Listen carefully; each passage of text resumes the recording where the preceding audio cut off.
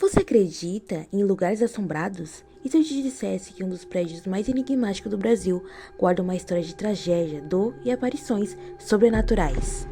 Hoje, vamos mergulhar no caso do edifício Joelma, onde a realidade e lenda se misturam em um dos episódios mais assombrios da história de São Paulo. Era uma manhã comum de verão em São Paulo, 1 de fevereiro de 1904. O relógio marcava 8h45.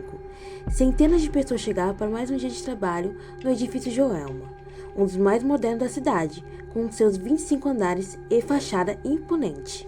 Mas naquele dia, um pequeno curto-circuito em um aparelho de ar-condicionado no 12º andar deu início a uma das maiores tragédias urbanas da história do Brasil. O fogo se espalhou com uma velocidade assustadora. Em minutos, as chamas tomaram os andares superiores. A fumaça era tão densa que muitos não conseguiam enxergar, nem respirar. O prédio, que deveria ser um símbolo de progresso, revelou sua fragilidade. Não havia as escalas de emergência, os extintores não funcionavam e os hidrantes da região estavam sem pressão. O corpo de bombeiro foi acionado às 8h55, mas quando as primeiras viaturas chegaram às 9h10, o caos já dominava. Pessoas se jogavam pelas janelas, tentando escapar do calor de mais 700 graus. Lá em cima, nos andares mais altos, o desespero era absoluto, sem escadas, sem elevadores, sem saídas. Helicópteros tentaram resgatar quem estava no topo, mas o prédio não tinha heliporto. O primeiro oficial a chegar, o sargento Kazimika, teve que saltar de uma altura de 3 metros para alcançar o telhado. Lá, ele encontrou dezenas de pessoas em pânico. Algumas tentavam embarcar nos helicópteros à força, outras estavam feridas, desidratadas, em choque.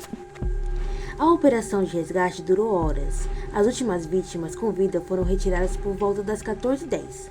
Às 15h, o fogo foi controlado, mas o que restou foi um cenário de horror. Corpos carbonizados, paredes destruídas e uma cidade inteira em luto. No total, 137 mortes, mais de 300 feridos e uma ferida que nunca cicatrizou. Antes mesmo do edifício Joelma ser erguido, o terreno onde ele foi construído já carregava uma história de horror.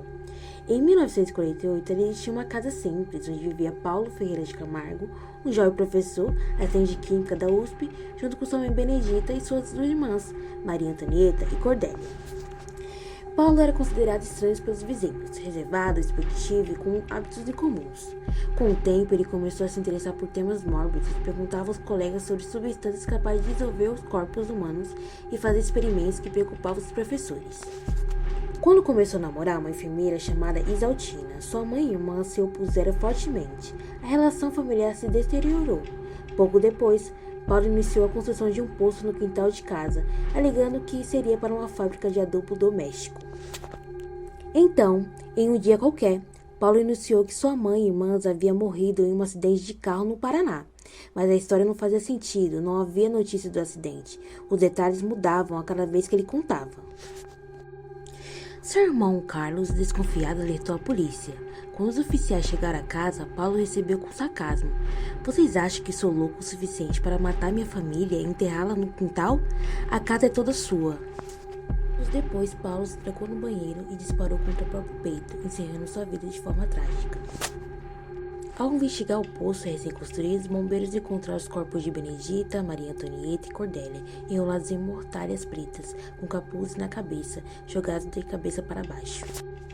Um dos bombeiros que participou do resgate morreu dias depois, vítima do que chamaram de infecções cadavéricas. Desde então, o terreno passou a ser considerado amaldiçoado, e décadas depois, o edifício Joelma foi construído exatamente ali. Muitos acreditam que o prédio já nasceu marcado. Durante um incêndio, 13 pessoas buscavam refúgio em um elevador, tentando escapar das chamas. O equipamento travou. Sem saída, elas se abraçaram no gesto final de acolhimento e solidariedade.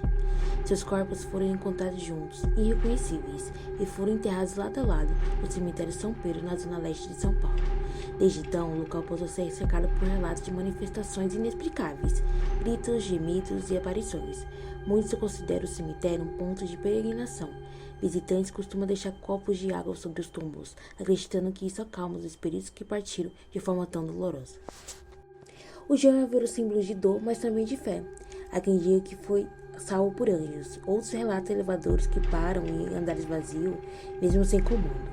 Chico Xavier psicografou uma carta de uma das vítimas, consolando a mãe, e até hoje muitos evitam entrar no prédio. O medo permanece. O que faz um lugar ser assombrado? As almas que se foram ou os traumas que ficaram? O edifício Joelma é mais do que uma tragédia. É um lembrete de que a segurança, memória e o respeito pelas vidas perdidas nunca pode ser esquecido. Se você gostou desse vídeo, deixe seu like, compartilhe com quem curte histórias reais e comente aqui embaixo. Você acredita que Joelma é assombrado?